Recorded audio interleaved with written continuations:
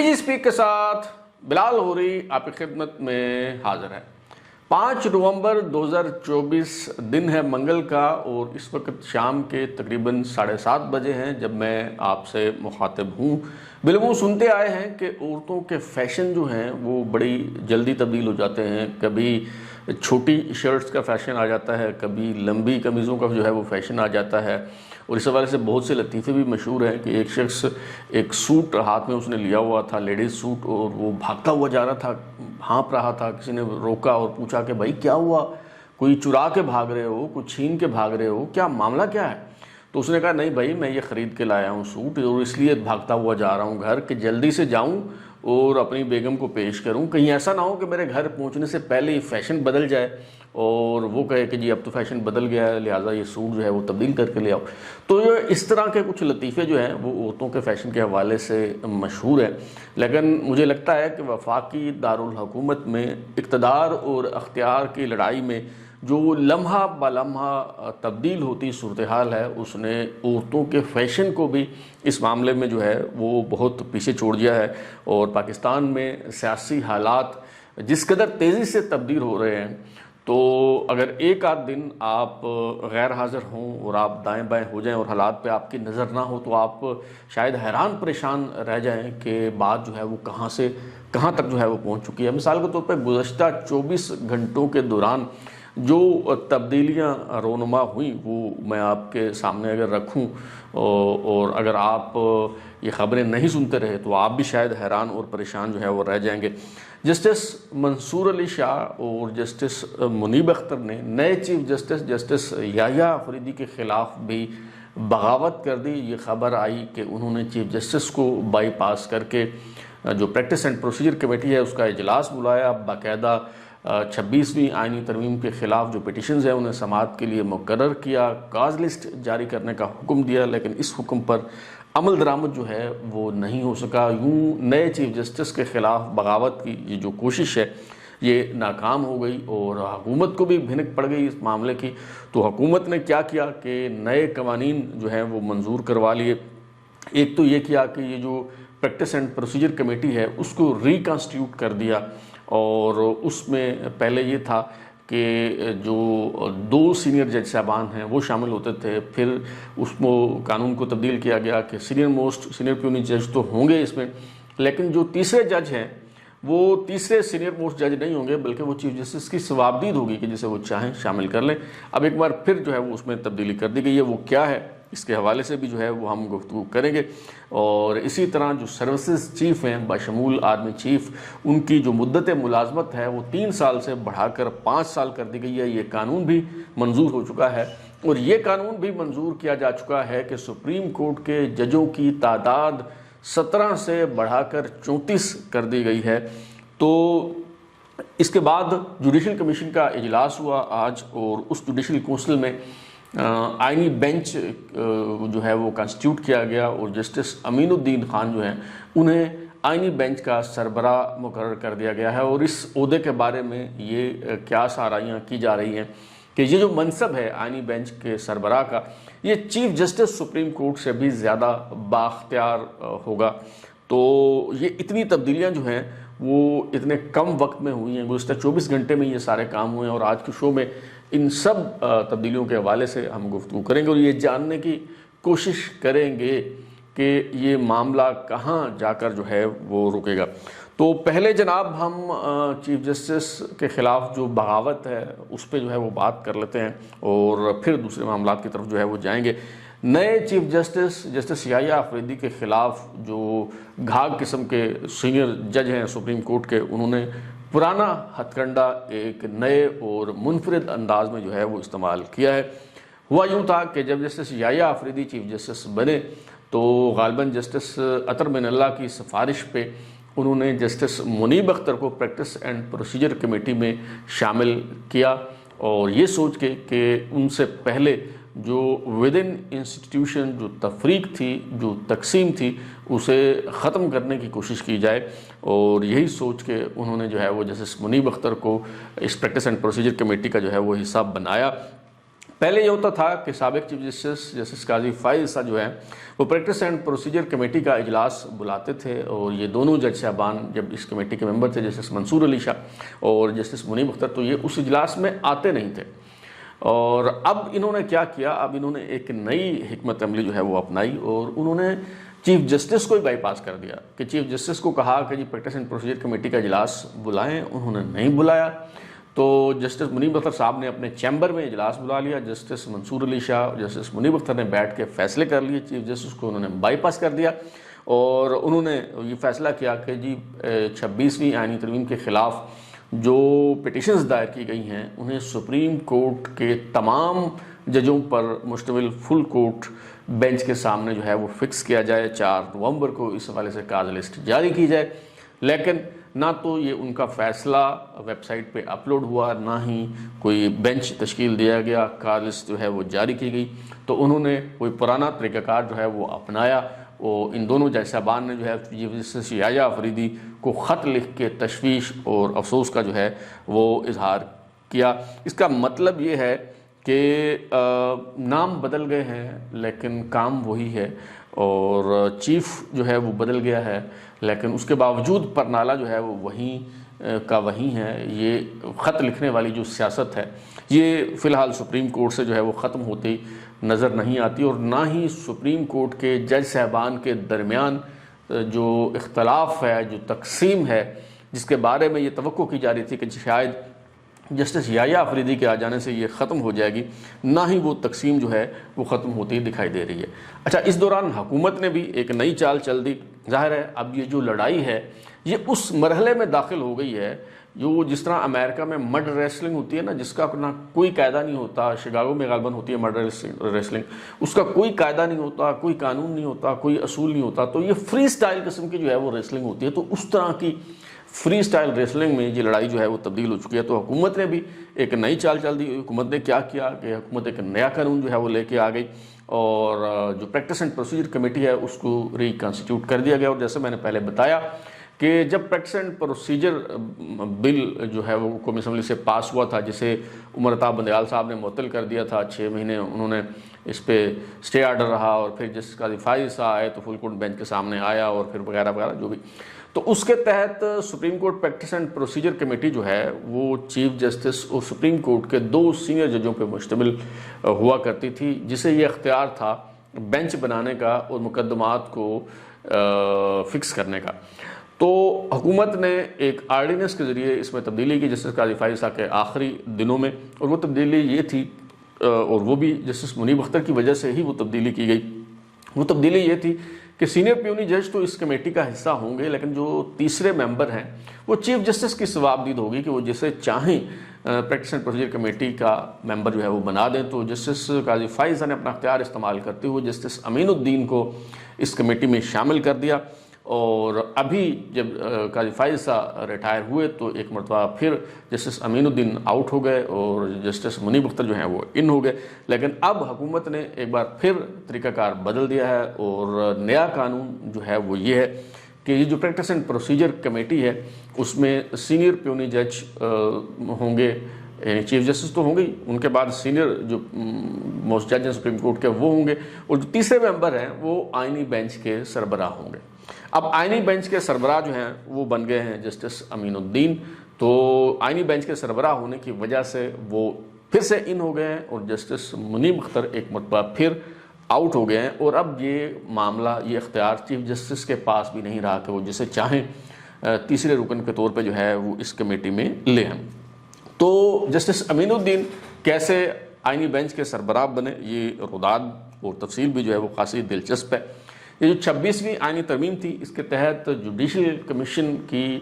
اثر نو تشکیل کی گئی تھی، اور اس میں ارکان پارلیمنٹ کو بھی جو ہے وہ شامل کیا گیا تھا۔ اس سے پہلے جوڈیشل کمیشن نامینیشنز دیتا تھا، اور جو پارلیمانی کمیٹی ہے وہ اس کو اپروو کرتی تھی۔ اب جوڈیشل کمیشن اور جو پارلیمانی کمیٹی تھی اس کو آپس میں ضم کر دیا گیا تھا 26ویں آئینی ترمیم کے روح سے۔ 13 رکنی جو جوڈیشل کمیشن ہے وہ جو بنایا گیا تھا ججوں کی تعیناتی کے لیے، آئینی بینچ کے سربراہ اور آئینی بینچ میں جو شامل جج صاحبان شامل ہوں گے اس کے حوالے سے بھی فیصلے جو ہے وہ جوڈیشل کمیشن کے پاس ہیں۔ اس کے علاوہ ججوں کے احتساب اور ان کی کارکردگی کی ذمہ داری بھی اس کمیشن کو جو ہے وہ سونپی گئی ہے۔ تو یہ جو 13 رکنی کمیشن جوڈیشل کمیشن 26ویں آئینی ترمیم کے روح سے بنا ہے، اس میں چیف جسٹس یحییٰ آفریدی اس کے ممبر بھی ہیں اور اس کو پریزائڈ بھی کریں گے، اور جسٹس منصور علی شاہ سینئر موسٹ جج ہیں۔ اس کے بعد چونکہ سپریم کورٹ کے 4 سینئر موسٹ جج جو ہیں وہ اس کا حصہ ہونے ہیں، یعنی چیف جسٹس اور ان کے بعد 3 سینئر موسٹ جج ہیں۔ تو اس روح سے جو ہے جسٹس منصور علی شاہ، جسٹس منیب اختر اور جسٹس امین الدین جو ہے، یہ 4 جج صاحبان اس جوڈیشل کمیشن کے اجلاس میں موجود تھے، اور سینٹ سے 2 ارکان، ایک جو ہے وہ ٹریجری بینچ سے، ایک اپوزیشن بینچوں سے۔ تو اس حوالے سے سینیٹر فاروق نائک اور سینیٹر شبلی فراز جو ہیں وہ جوڈیشل کمیشن کا حصہ ہیں۔ 2 ارکان قومی اسمبلی جوڈیشل کمیشن کا حصہ ہیں، تو اس حوالے سے نامینیشن ہوئی تھی رکن قومی اسمبلی عمر ایوب اور رکن قومی اسمبلی شیخ آفتاب، عمر ایوب PTI سے اور شیخ آفتاب جو ہیں وہ نون لیگ سے ہیں۔ اور ایک جو خواتین رکن جو سول سوسائٹی سے نامنیٹ جو ہے جنہیں کیا جانا تھا، تو روشن خوراسانی پروچا صاحبہ، انہیں اس جوڈیشل کمیشن کا ممبر جو ہے وہ بنایا گیا ہے، اور 2 لوگ جو ہیں وہ بربنائے عہدہ اس جوڈیشل کمیشن کے ممبر ہیں، اور وہ ہیں وزیر قانون اعظم ندیر تارڑ صاحب اور اٹارنی جنرل منصور آوان صاحب۔ ایک بار کا نمائندہ جو ہے وہ اس جوڈیشل کمیشن کا ممبر ہے، اور جسے پاکستان بار ایسوسیشن کی طرف سے جو ہے وہ نامینیٹ کیا جاتا ہے۔ اور جو 13ویں رکن ہیں وہ جب یہ اجلاس ہوا تو یہ ڈیسائیڈ نہیں ہوا تھا کہ یہ 13ویں رکن کون ہوں گے، کیونکہ اس جوڈیشل کمیشن نے ہی اس 13ویں رکن کا فیصلہ کرنا تھا، اور وہ 13ویں رکن ہیں آئینی بینچ کے سربراہ۔ چونکہ جب یہ اجلاس ہوا تو فیصلہ نہیں ہوا تھا، لہٰذا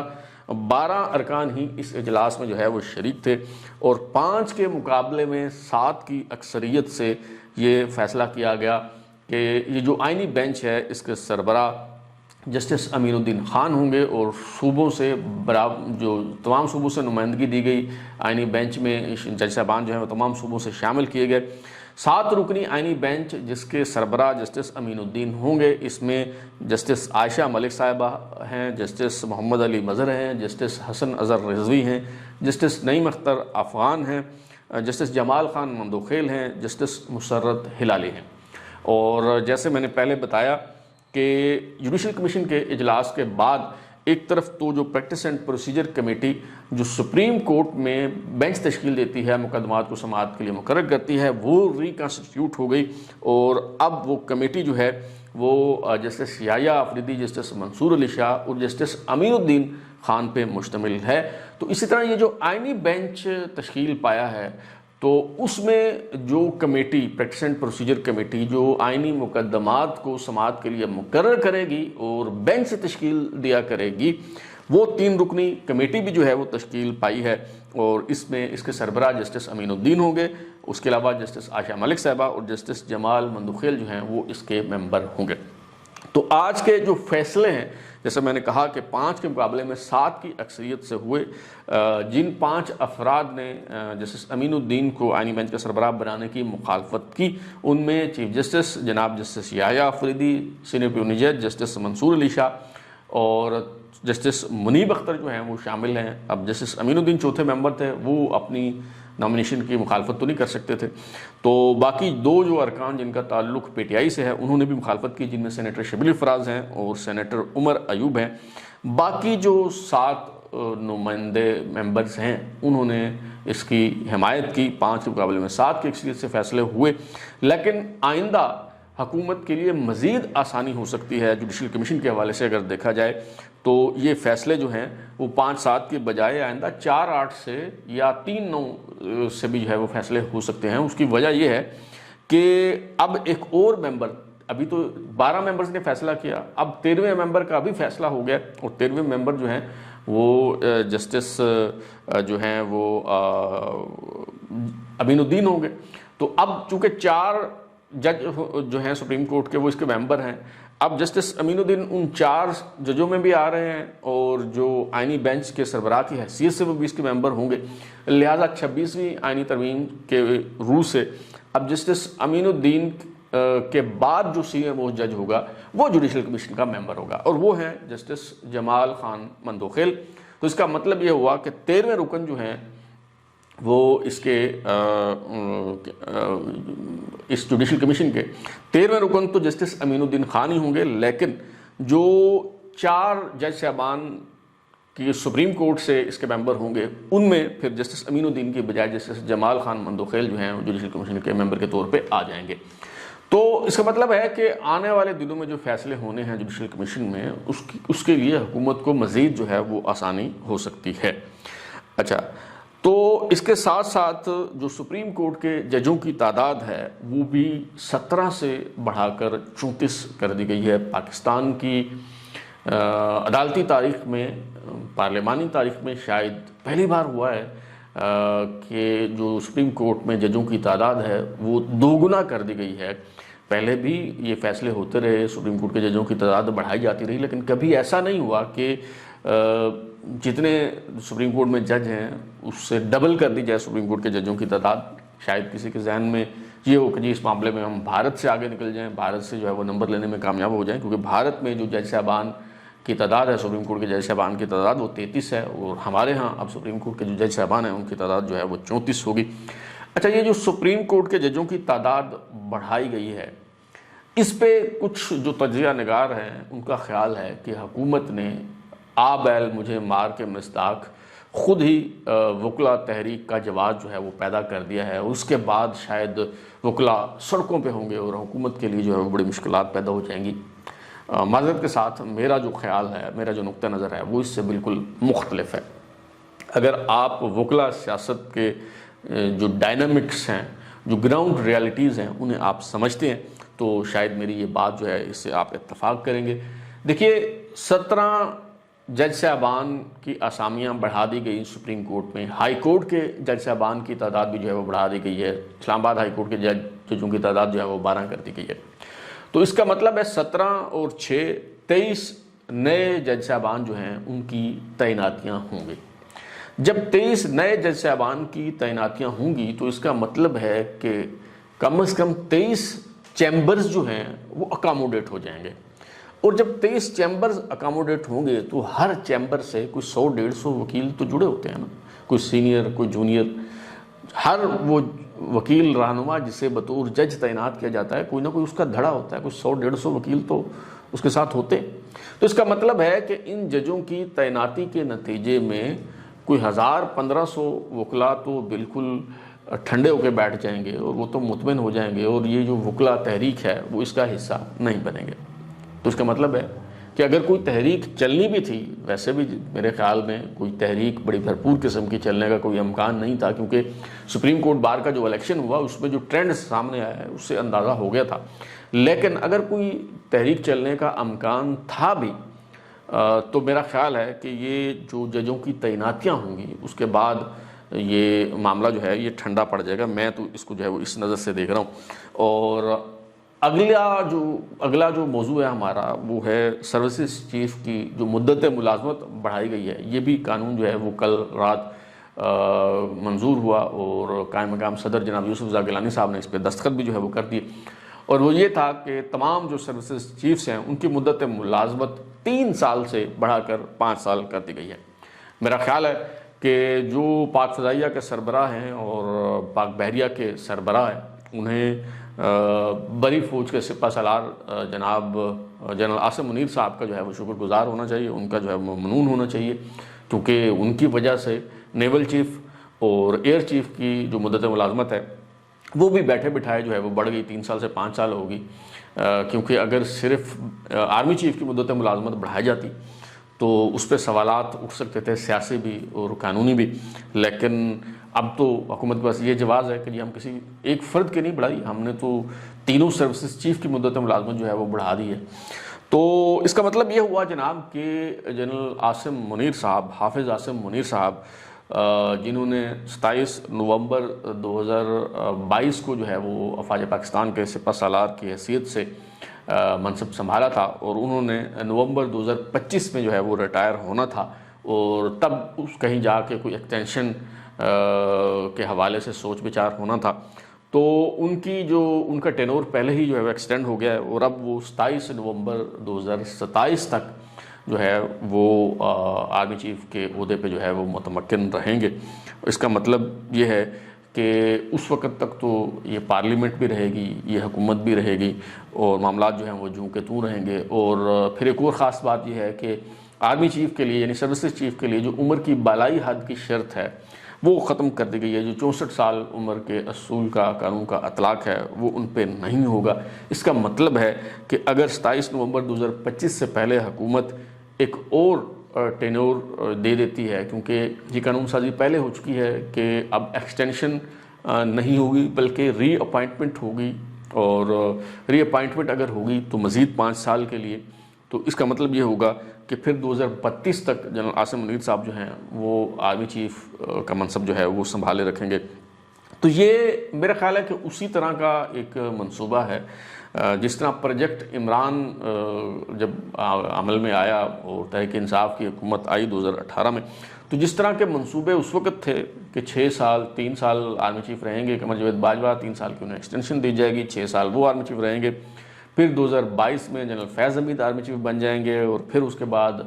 جنرل آصف غفور صاحب جو ہیں وہ آرمی چیف بنیں گے، اور پتہ نہیں کیا کیا کیا جو ہے وہ منصوبہ بنایا ہوا تھا، اور یہ تھا کہ جی 2030 تک 2028 تک جو ہے وہ عمران خان صاحب جو ہیں وہ حکومت کرتے رہیں گے۔ لیکن عملاً کیا ہوا آپ کے جو ہے وہ سامنے ہے۔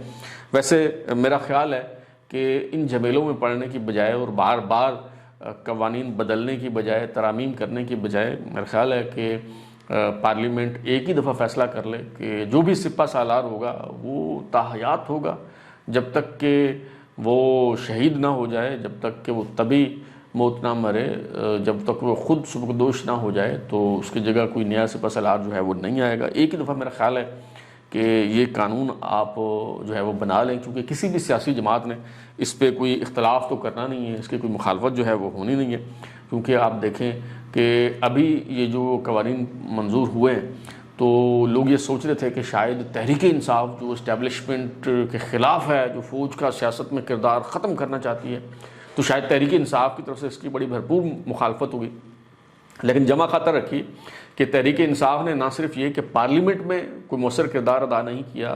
اس معاملے کی جو مخالفت نہیں کی، بلکہ پارلیمنٹ سے باہر بھی اگر آپ پی ٹی آئی کے رہنماؤں کی گفتگو جو ہے وہ ملاحظہ کریں، مثال کے طور پہ پی ٹی آئی کے سیکرٹری جنرل سلمان اکرم راجہ ایڈوکیٹ جو ہیں، انہوں نے کہا کہ یہ فوج کا اندرونی معاملہ ہے اور اس پہ ہم تبصرہ نہیں کرنا چاہتے، بس جو ہونا تھا ہو گیا، آگے بڑھے۔ یعنی چودھری شجاعت کے انداز میں انہوں نے جو ہے وہ یہ کہا ہے کہ بس مٹی پاؤ،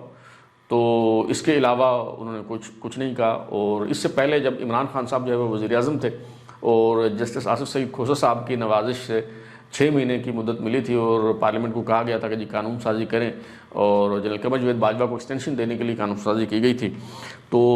اس وقت مسلم لیگ نون جو ہے وہ اپوزیشن میں تھی۔ نہ صرف مسلم لیگ نون نے ووٹ دیا بلکہ اس وقت مسلم لیگ نون کے سیکرٹری جنرل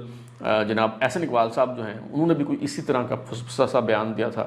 کہ جی یہ فوج کا اندرونی معاملہ ہے، وزیر اعظم کے پاس اختیار ہے، وہ چاہیں تو ایکسٹینشن دے دیں، چاہیں تو نہ دیں۔ تو ابھی سلمان اکرم راجہ صاحب نے بھی جو ہے وہ اسی طرح کا لگ بھگ جو ہے وہ بیان دیا ہے۔ تو میرا خیال ہے کہ اب معاملات پر بڑی حد تک جو ہے وہ کنٹرول حاصل کیا جا چکا ہے۔ اب تو موسیٰ کے گھر سے ہی فرعون کے گھر سے ہی کوئی موسیٰ جنم لے تو کچھ ہو سکتا ہے، ورنہ اب میرا خیال ہے کہ سیاسی جماعتوں میں، اپوزیشن میں، منتخب عوامی نمائندوں میں کوئی دم خم جو ہے وہ مجھے دکھائی نہیں دے رہا۔ تو اب تک کے لیے اتنا ہی۔ بلال غوری کو اجازت دیجیے، پھر ملاقات ہوگی۔ اگر آپ کو ہمارا شو پسند آیا تو اسے لائک کریں، کامنٹ کریں، شیئر کریں، اور ہمارا چینل سبسکرائب کرنے کے بعد بیل آئیکن کی گھنٹی ضرور دبائیں تاکہ آپ کو نئی ویڈیوز کی نوٹیفیکیشن ملتے رہیں۔ بہت شکریہ۔